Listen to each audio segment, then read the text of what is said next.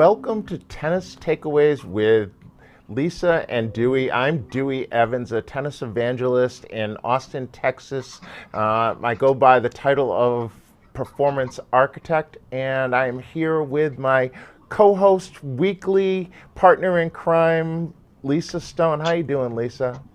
I'm good. Good morning, everybody. I'm Lisa Stone, creator of Parenting Aces. And Parenting Aces is a portal for tennis parents trying to navigate this crazy journey that is junior tennis, college tennis, transitioning to professional tennis. We're here for you with content, with articles, with podcasts, with live streams, with videos, everything you need to help you do a better job of helping your child achieve his or her goals in tennis. Lisa, I thought today maybe we take people on a little behind the scenes look because we're involved in lots of things, and so the process that we go to whittle down where do we put which pieces of content and how do we come up with what we do on this show versus what you do on a podcast or what I might do on a different platform that I'm working on, and just kind of let people in on that, how we kind of curate that content for people. And I know you've been doing a lot. You have a lot of different videos that you've been doing, multiple Yeah. things a day that you're either recording or doing live with people. What's that experience been like over this year? Because you kind of walked into the year saying, what would you like more of? And people said video. And so this was Yeah. one of those things that we started to help kind of launch that video thing. And then COVID happened and everybody's been doing so much video. What's your experience been like? Well, it's interesting because you're right. COVID kind of forced me down a path that I had been thinking about, but wasn't quite sure how to do it and what I wanted to accomplish and what I wanted to put out there for the Parenting Aces audience. And so at first, it looked like using our Facebook page as a launching point for video content was our best bet. So I was working with Tarek Merchant, who we've had on this show, and Tarek turned me on to a couple online platforms to do live streaming, which allowed me to then download the live streams and put them on our YouTube channel to house them in different playlists so that people could actually find the content that they were looking for and that they needed at a given point in their child's journey. So that was kind of where we started, and I was getting, terrific engagement. People were tuning in live. People were commenting. They were emailing me, reaching out to me on social media, offering up suggestions for guests and other topics that they wanted us to address. So that was great. And it went along like that for several months. And in recent weeks, it seems like people are maybe a little burned out with live streaming, with Zoom calls, with all of these webinars and workshops and information sessions that the various organizations and various businesses are offering. Has that been your experience too, Dewey, or are you seeing Yeah, something well, different? I think what happened is everybody started very basic. Right? In order to connect, everybody had to jump on and do something. So Zoom calls were the norm, and it ended up being a bunch of people in little boxes, and everybody jumped to be able to do higher quality things. So StreamYard and Ecamm and a lot of different little platforms came on to allow people to do a little greater production value than what they were doing already. We were using a software called vMix, which allowed us to add lower thirds and titles and bring in video and do some things that these other platforms are allowing people to do at a level. But what we're seeing is that people's screen time, they're somewhat overloaded. There's a little Yeah. bit of burnout in terms of it. I tend to like to watch regular television a little bit because I don't necessarily want to be interactive with the camera and know where it is all the time. I really just want to be able to sit back. So I've been watching the French Open a little bit, somewhat passively, but in my world, it's actually also changed back because I'm doing some broadcasting of tennis events. Have one coming up later on in October. So I'm kind of looking at television being able to do some things that we would have to do, right? So normally they have the cameras way up at the top of the stadium and they have these great Yeah. views because they have to, right? There's people sitting in the seats, so they can't put a camera right in front of us ticket that's being sold. But now that those people aren't in the stands, they're placing cameras at about the level of a fence line and more cameras on the side. And so some camera placements that we're able to do just at a regular tennis center. And so I'm Mhm. looking at technology, and I really want to tie this because this is season 2 and it's all about technology. And so Right. we're trying to use technology in some unique ways. One of the things that we've been working on that we will have online by the end of the year is the ability to do tennis lessons virtually, where we can actually be on a court here in Austin and have people on the court remotely wherever they are in the world and have us interacting one on one, where we can look at the practice, critique the practice, maybe help them Oh, improve the practice, and give some feedback in real time where they can work on it, as opposed to what's traditionally been someone records a lesson and the coach looks at the lesson and they right. provide some written feedback, or maybe they will go out on the court, but very rarely, and do it. We're going to be able to do that in real time and set up to do it permanently. Um, so that's something that I think is going to be really cool. It's something different than what I see a lot of people doing. Um, Yeah. and Yeah, I mean, so, it's amazing the technologies that are coming out, and as you mentioned, our season 2 here, we've been focusing on technology and innovation in our sport. And I think what's been interesting for me personally, because I've been at this a while, you've been at this a while, is, Parenting Aces just started out as written content. It was me documenting my journey with my son, and it's morphed so much over the last 9.5, almost 10 years now. Gosh, we're about to yeah, start our 10th year next when month. did Blog Talk Radio start? I mean, that was 6 months after Parenting Aces was launched. So we So, we were doing that both at the same time. It was yeah, kind of, Chuck Creasy was big into it at that point in time, and yeah, we jumped in a little bit. And I think I was on the Parenting Aces yeah, Blog Talk Radio at that point in time. So we've both been looking at technology for a long right. time and how it could help us get our message out. Um, Well, and more importantly, how it can help our audience really grasp the content and use it to their best ability. So for me, again, at first, writing articles was the most effective way for me to communicate with my audience. But it became clear pretty quickly that the audience required something beyond just articles. They didn't have time to sit down and read these lengthy accountings of my tournament experience with my kid, or how tournaments work and how to sign up for a tournament, all these things. They wanted quick, dirty, give me the points, get it across quickly, and let's move on. And so that's when the Blog Talk Radio, radio show, and which morphed into the podcast, began as something people could listen to in the car on their way to the tournament, or while they're waiting for their kid to have a lesson or play a match or whatever. And then it became, well, I don't really want to listen to something for a whole hour. So can you give me something just quick, yeah, And shorter so form content.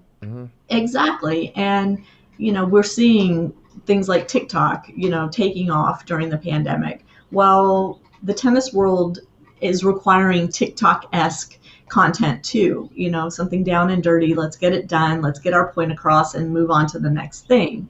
And I think the challenge, at least on my end, is presenting and organizing that content in such a manner that somebody who isn't involved in tennis right this minute, but maybe a year down the road, their child starts playing and they're going back through all of the content that I have housed on Parenting Aces.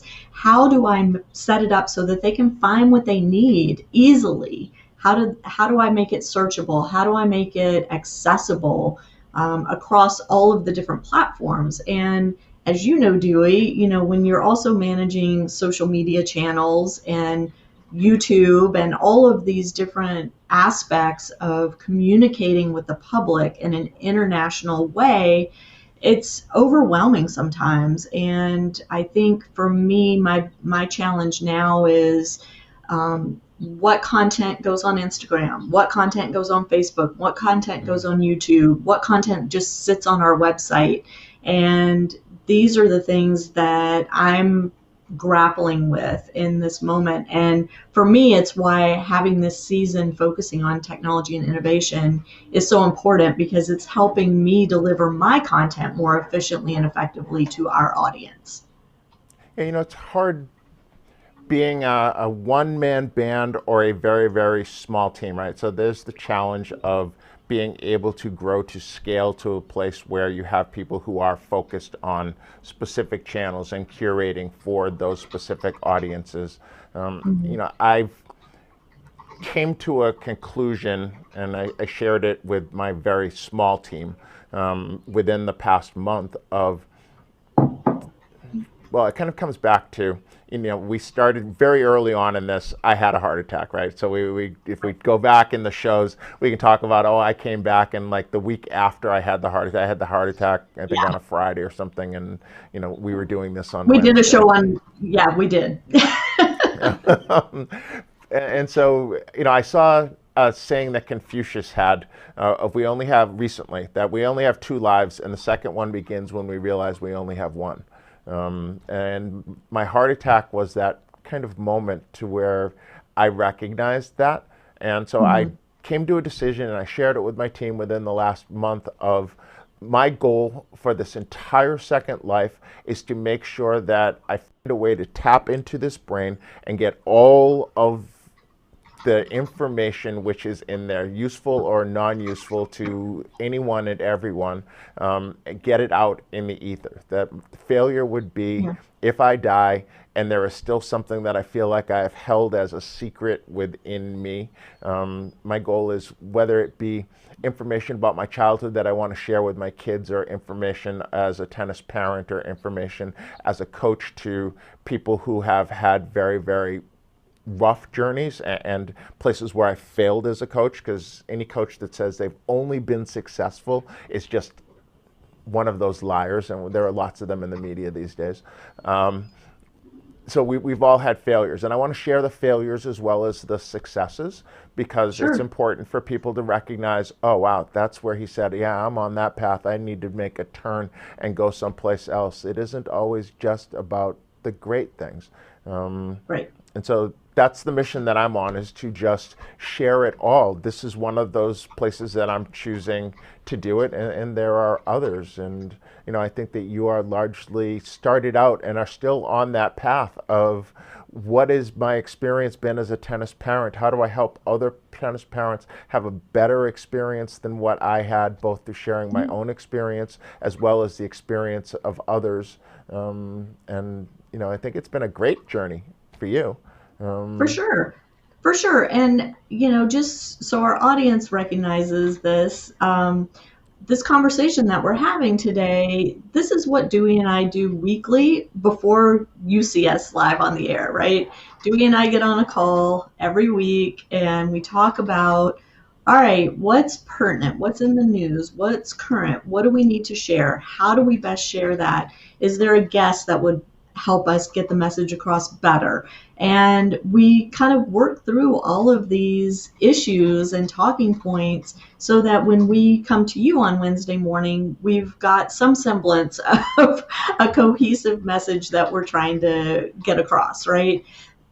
You're seeing us today kind of in our work mode. The conversation that we typically have off air, we're bringing on air to you this week because we feel like it's important to be transparent about our process and how we work. And this is it. This is it. Dewey is in a studio that is way more complicated and technically advanced than where I am.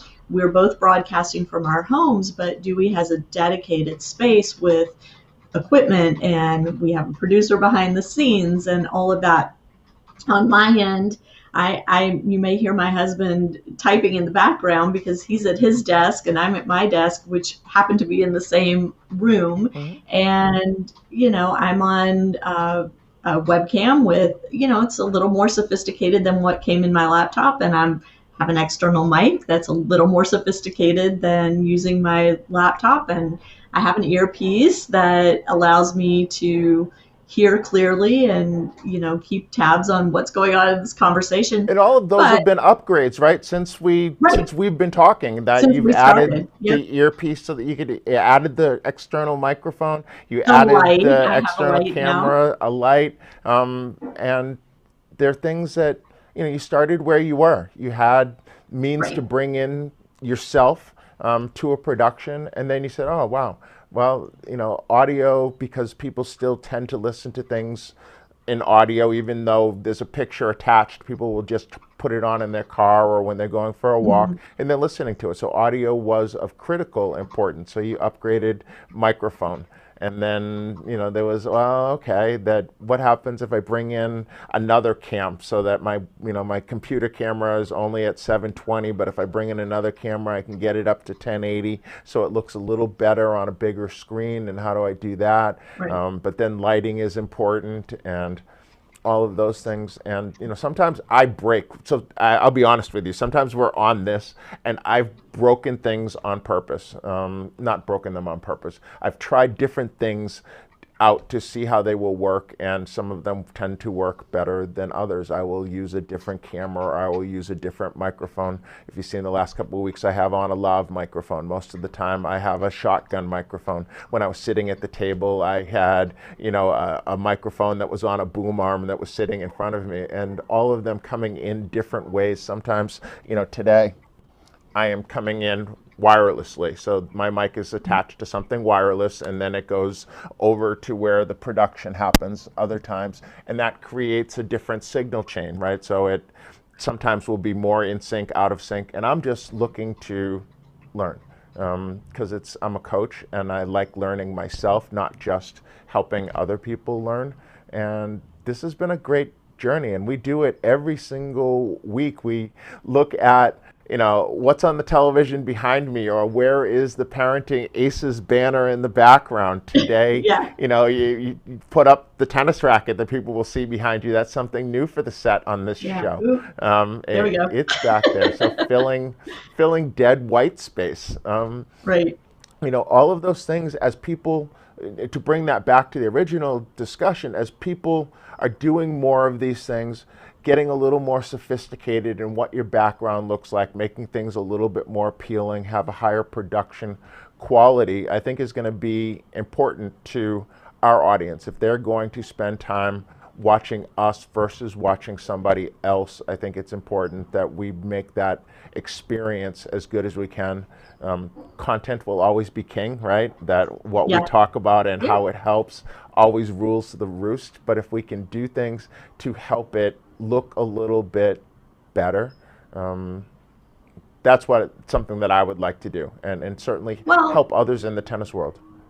sure. And to put it in terms that I've used lots of times on Parenting Aces, and I know you've used lots of times, Dewey, we both have a growth mindset, right? We are open to learning. We are open to change. We are open to trying new things. And this is what we do every week. We have our production meeting. We talk about different ideas. Okay, well, this didn't look so good last week. What do you suggest that I do to make it look a little better? Or, hey, have you tried this piece of equipment or this software to help things, move along a little bit better? And so that's where we are. That's what we're hoping to share every week is our growth, but using our growth to help those of you tuning in grow as well as you try to help your kids, whether you're a coach, whether you're a parent, whether you're a player, and you're just trying to learn. We're trying to learn too. We're here for you, and we're open to your ideas and suggestions. So And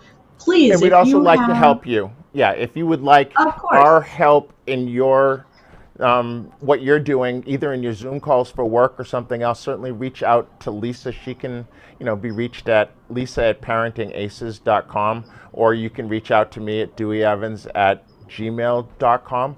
We are here to share whatever information we have that will help you along in your journey. Um, for sure. All Santa right, Ana back to wins the in French California. Open. Yeah. Santa Ana wins and the French Open on TV. So it's a day, and Rafa won, so I'm a happy girl. And even though he beat my Bruin Mackie, which I'm bummed Ah. about that, but Rafa won. So what can I say? I can Have a move on great. with my Wednesday now. I hear you. Well, have a great day, and You thank too. you everyone for being here with us. Um, I'm Dewey. That's Lisa. I'm Lisa. Yeah. And we next week we've got another great show for you.